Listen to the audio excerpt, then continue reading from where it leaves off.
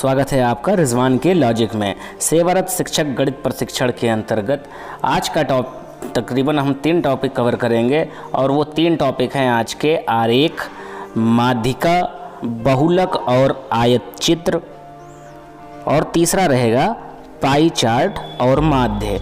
इन 3 topic को आज हम कवर करेंगे। इससे पहले भी तकरीबन हम 27 भाग इसके बना चुके हैं, जिनमें जोड़ना, घटाना, गुणा, भाग, संख्या पूर्ण अवधारणा और संख्याएं, पूर्णांक, भिन्न, भिन्नों का जोड़ घटाना, इस तरीके के कई टॉपिक हमने कवर किए हैं, जिसमें प्रतिशत था, व्यंजकों का गुणनफल और सर्वसमीकाएँ, घड़ी कैलेंडर, कराधान, बैंकिंग, क्षेत्रमिति 2D, क्षेत्रमिति 3D, इस प्रकार के तकरीबन अभी तक के हम 27 भाग बना चुके हैं। डिस्क्रिप्शन बॉक्स में लिंक दी गई हुई है, प्लेलिस्ट भी बनी हुई है, वहाँ से आप उसको देखकर चेक कर सकते हैं अगर आपने अभी तक के पूरा नहीं किया है तो दोस्तों चैनल को सब्सक्राइब कर लें ताकि आपको नई वीडियो की अपडेट भी मिला करे, है ना। और बने रहें, अपना स्नेह और प्यार बरसाते रहें। चलें शुरू करते हैं।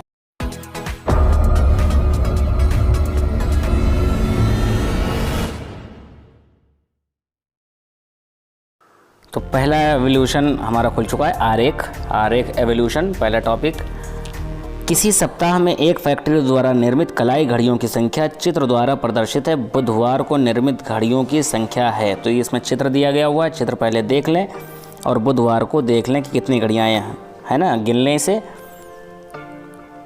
4, 5 घड़ियाँ हैं इसमें, यानी कि 500 पे आपको क्लिक करना है और क्लिक कर नेक्स्ट करके आगे आ जाना है।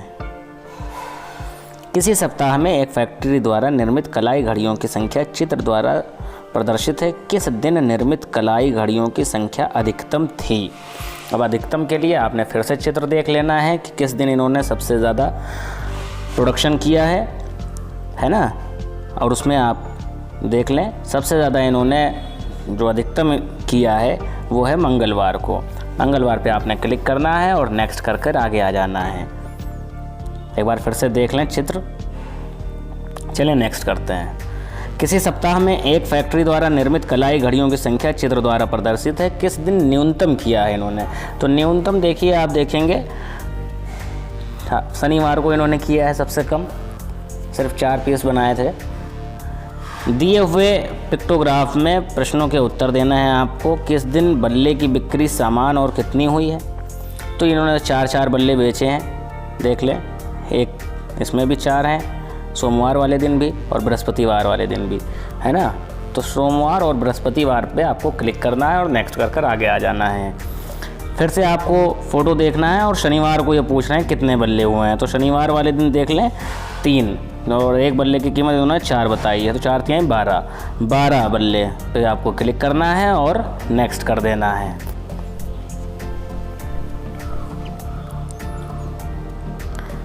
किस दिन बल्लों की बिक्री सबसे कम हुई है ना। ये बताना है सबसे कम बल्ले किस दिन हुए हैं। तो बुधवार में देखें 2 बल्ले हैं, यानी 8 बल्ले ही बने। तो बुध वाले दिन पे आपको क्लिक करना है बुधवार पर और नेक्स्ट कर देना है। एक बार फिर से देख लें, बुधवार पे सबसे कम है, 2 पीस है इस पर। किस दिन अधिक बल्लों की बिक्री हुई है। शुक्रवार में सबसे ज़्यादा इन्होंने बेचा है, बल्लों की संख्या शुक्रवार को सबसे ज़्यादा हुई है। उस पर क्लिक करना है आपको, नेक्स्ट कर देना है। 7 हमने प्रश्न अटेम्प्ट किए थे, 7 में से 7 हमें मिल चुके हैं। तो चलें अब नेक्स्ट टॉपिक अपना कवर करते हैं और उसे ओपन कर लेते हैं। तो दोस्तों डिस्क्रिप्शन बॉक्स में लिंक दिए गए हुए हैं, प्लेलिस्ट भी बनी हुई है। आप लोगों से गुजारिश है कि उसे भी एक बार देख लें ताकि आपकी कोई भी वीडियो छूटे नहीं और आपका सारा प्रशिक्षण पूरी तरीके से पूरा हो। तो चलें इसे ओपन कर लेते हैं, अपना ये असाइनमेंट, माध्यिका, बहुलक एवं आयत चित्र असेसमेंट। तो आपके सामने पहला प्रश्न ये आ जाएगा, 10, 12, 11, 10 का बहुलक होगा। तो देखें जो संख्या बार बार आती है तो उसमें वही बहुलक होता है। इसमें 10 बार कई बार आया हुआ है, 10 पर क्लिक करें और नेक्स्ट कर आगे आ जाएं। आयत चित्र 2 आयामी चित्र होता है बिल्कुल सही बात है, सत्य पर आपको क्लिक करना है और नेक्स्ट कर देना है। वर्ग अंतराल 10-15 में वर्ग की उच्च सीमा होगी। तो उच्च सीमा होती है वो ज़्यादा को बोलते हैं, यानी कि 10 और 15 में 15 वाला ज़्यादा होगा, उस पर क्लिक करें और नेक्स्ट कर दें। अधिक बड़े आंकड़ों का वर्गीकरण आवश्यक होता है, सही है, सत्य पर आपको क्लिक करना है और नेक्स्ट कर आगे आ जाना है। आंकड़ों के समूह में सबसे अधिक बार आने वाले पद को कहते हैं बहुलक। कई बार आएगा तो उसे बहुलक बोलेंगे। माध्यिका वो मध्य पद है जो दिए गए आंकड़ों को 2 समान भागों में विभाजित करता है, सही है, सत्य पर क्लिक करें, नेक्स्ट कर दें। 2, 3, 4, 5, 6 की माध्यिका है तो 4 है। इन देखिए जो संख्या दी गई हुई है उसमें संख्या में 4 आपकी माध्यिका है, उस पर आपको क्लिक करना है और नेक्स्ट कर आगे आ जाना है। वर्ग अंतराल 10-20 में वर्ग की निम्न सीमा है। अब इसमें नीचे वाला पूछ रहा है कि कम वाला कौन सा है, तो 10 है। 10 से 20 में वर्ग की निम्न सीमा 10 है। 10 पर क्लिक करें और नेक्स्ट कर दें। आरोही व अवरोही क्रम में व्यवस्थित करने की आवश्यकता होती है, तो ये व्यवस्था होती है माध्यिका में। माध्यिका पर आपको क्लिक करना है और क्लिक करने के बाद आपने नेक्स्ट कर देना है। अगला प्रश्न आपके सामने है, बहुलक प्रेक्षण मात्र से ज्ञात किया जा सकता है, सत्य है, सत्य पर आपने क्लिक करना है और नेक्स्ट कर देना है। एक बार फिर से सभी शिक्षक साथियों से गुजारिश है कि वो चैनल को सब्सक्राइब कर लें ताकि उनको आने वाली अपडेट भी मिला करे। तो देखें, ये हमने 10 क्वेश्चन अटेम्प्ट किए थे, सबमिट का बटन आ चुका है। सबमिट पर अब हम आपको क्लिक करके दिखाते हैं कितने सही और कितने गलत आंसर हमने दिए हैं।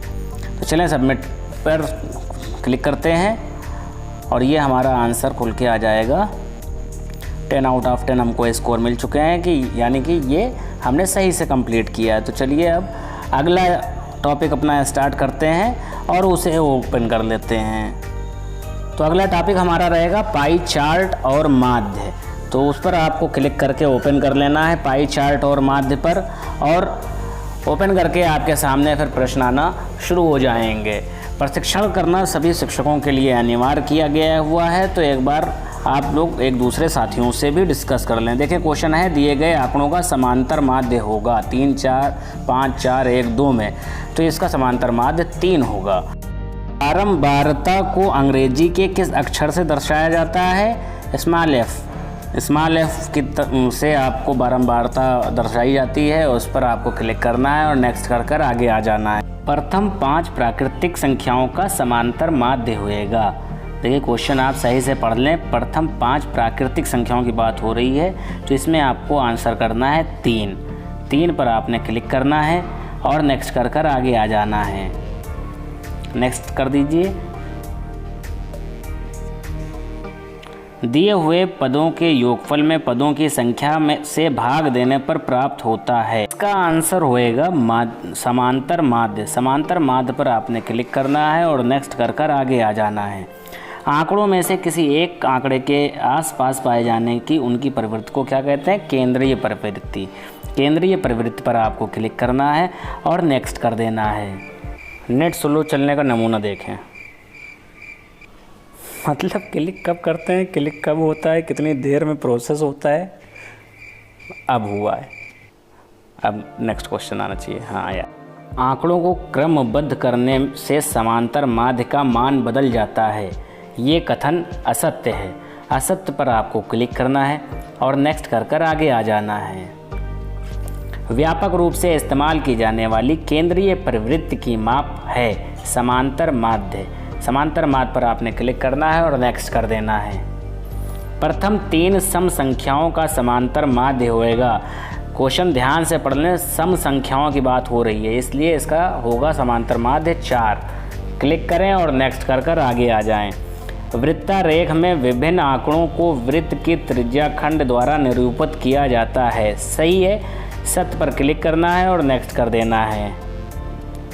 त्रिज्याखंड के केंद्रीय कोण की माप ज्ञात करने का सूत्र है, उसका सूत्र है संगत आंकड़ा बटे कुल आंकड़े इंटू 360 डिग्री। यानी कि पहला वाला संगत आंकड़ा बटे कुल आंकड़े गुणे 360 पर आपको क्लिक करना है और नेक्स्ट कर देना है। देखें 10 क्वेश्चन हमने इसमें अटेम्प्ट किए हैं। सबमिट करते हैं और चेक करते हैं अपने आंसर।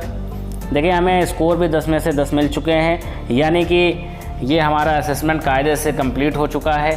अगली वीडियो भी हम बहुत जल्द अपलोड कर देंगे। इससे पहले की वीडियो जो अपलोड की गई हैं उनकी लिंक डिस्क्रिप्शन बॉक्स में दी गई है, प्लेलिस्ट भी बनाई गई है, आप वहां से जाकर उसको देख सकते हैं। अपना स्नेह और प्यार बरसाते रहें, चैनल को सब्सक्राइब कर लें।